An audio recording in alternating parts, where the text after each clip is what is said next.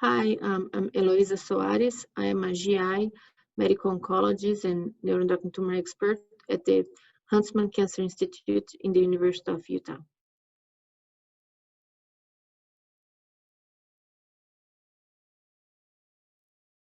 Well, I think COVID-19 has definitely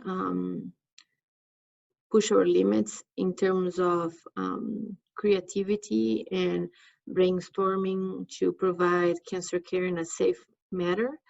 And to some extent with some social distancing as much as possible.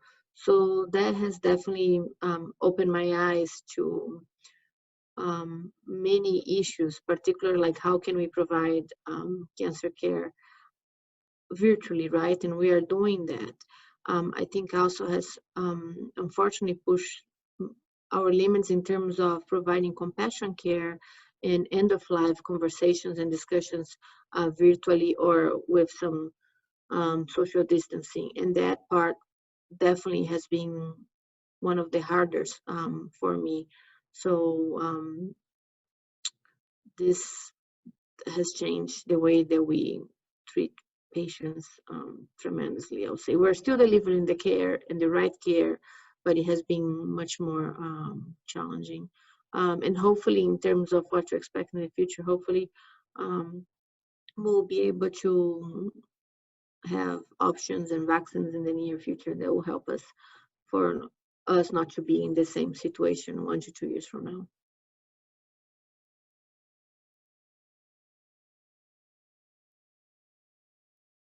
I think in regards to I might have been deciding on one particular chemotherapy over the other, if that means that we'll have less visits to the cancer center and they have similar efficacy.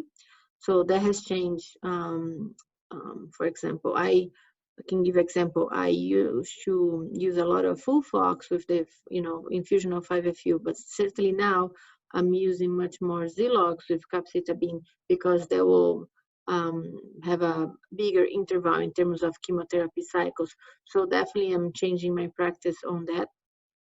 Also, as I mentioned before, changing the number of visits and delaying visits when I can, and doing tons of virtual consultations, which has been very different, I think, for all of us.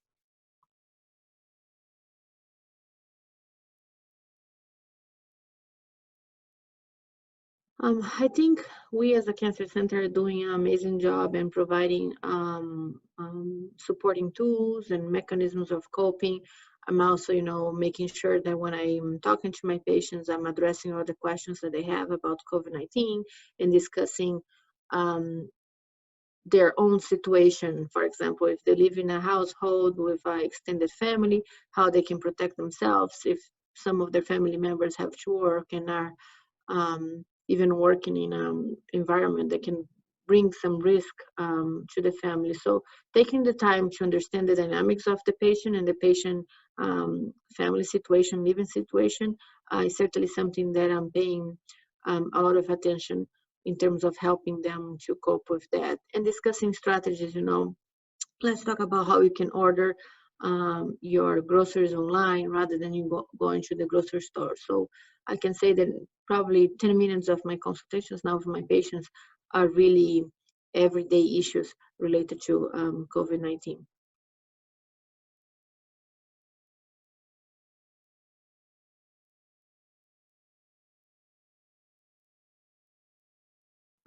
I think with now the availability of all these video conferencing platforms and webinars, I think the more we as a community and the patient advocates develop webinars for patients or develop virtual supporting groups, certainly that can help a lot.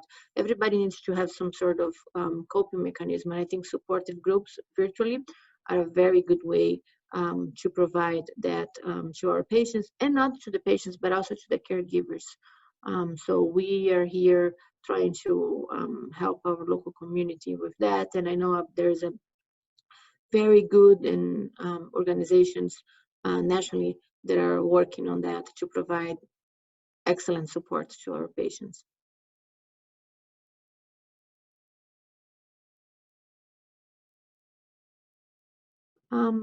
Again, in terms of GI oncology, it's hard because this tends to be, generally speaking, tumors that are in the metastatic setting can be very aggressive. So I think you really have to take into account the patient that you have in front of you to make decisions about treatment and treatment options and things like that. For my neuroendocrine tumor patients, thankfully, most of the neuroendocrine tumor tends to be more slow growing, so we can more comfortably discuss delaying treatments or delaying scans when is appropriate. So I think just taking case by case is important.